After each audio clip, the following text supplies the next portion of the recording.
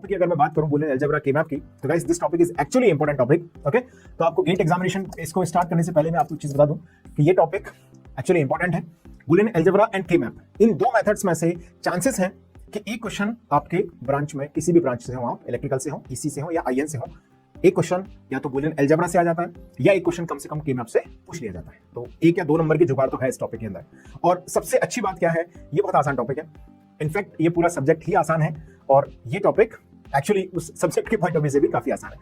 और दूसरी बात इसकी ये है कि आप बूलियन अलजेब्रा और के मैप को अगर जानते होंगे तो ये आपको बाकी सभी टॉपिक्स को समझने में भी बहुत हेल्प करेगा। कई बार ये फ्लिप फ्लॉप्स में यूज होगा। Okay, conversion from one flip flop to other हम जब पढ़ते हैं तो वहां पर हमको मिनिमाइजेशन की जरूरत पड़ती है, तो पर्टिकुलरली हम के मैप को वहां पर यूज करते हैं। कई बार काउंटर्स में भी, बहुत रेयरली, बट काउंटर में भी कई बार इसके एक्सप्रेशन को मिनिमाइज करने के लिए बूलियन अलजेब्रा के मैप की हमको जरूरत पड़ती है। तो ये वो टॉपिक होगा, इन पर डायरेक्ट क्वेश्चन तो आने हैं भाई साहब। साथ में ये टॉपिक आने से आपको डिजिटल इलेक्ट्रॉनिक्स के बाकी टॉपिक्स में बहुत मदद मिलती है। तो चलिए, एक इंपॉर्टेंट टॉपिक है, सो एज यूजुअल सभी लोग इसको प्रिपेयर करें, बहुत अच्छी तरीके से इसको तैयार करें, चाहे आप ईसी से हो, चाहे ईई से हो, चाहे आईएन से हो। ये होगा इसके इंपॉर्टेंस की बात। अब बात कर लेते हैं कुछ क्वेश्चंस जो लास्ट 3 इयर्स में पूछे गए हैं इस टॉपिक पर। So guys, I am going to start my discussion from the very first question. This question was asked in the GATE instrumentation paper in 2020। 2020 IN में ये क्वेश्चन पूछा गया था। So obviously guys, Venn diagram पर based question है। इसका theory में मैंने डिस्कशन प्रॉपर किया है, सिस्टमैटिकली हमने किस तरीके से बूलियन अलजेब्रा में वेन डायग्राम फ्रेम किए जाते हैं। Okay, Venn diagram is just the graphical representation of expressions. जो एक्सप्रेशन है उसका ग्राफिकल रिप्रेजेंटेशन ही क्या है, वेन डायग्राम है। तो कोई बहुत डिफिकल्ट टॉपिक ये है नहीं, आसान सा टॉपिक है, इस पर बेस्ड ये क्वेश्चन है। तो मैं कहूंगा ये क्वेश्चन भी बेसिक है। ओके, ये आसान क्वेश्चन ही इसे कंसीडर किया जाना चाहिए।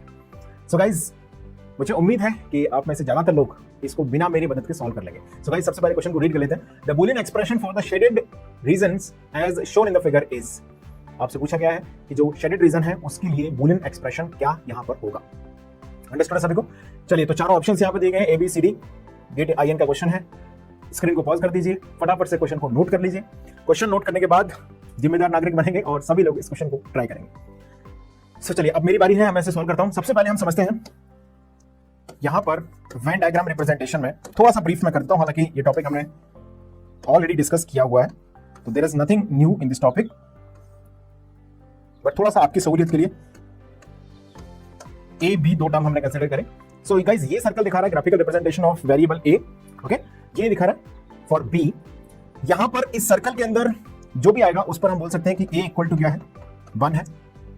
ओके, अब इस पर्टिकुलर रीजन की मैं बात करूं, इतने रीजन की, तो यहां पे मैं बोल सकता हूं b इक्वल टू 0 है। इस पर्टिकुलर रीजन में अगेन a इक्वल टू 1 है, लेकिन यहां पर तो b सर्कल भी कवर्ड है, तो इसको हम b इक्वल टू 1 भी बोल सकते हैं। सिमिलरली अगर हम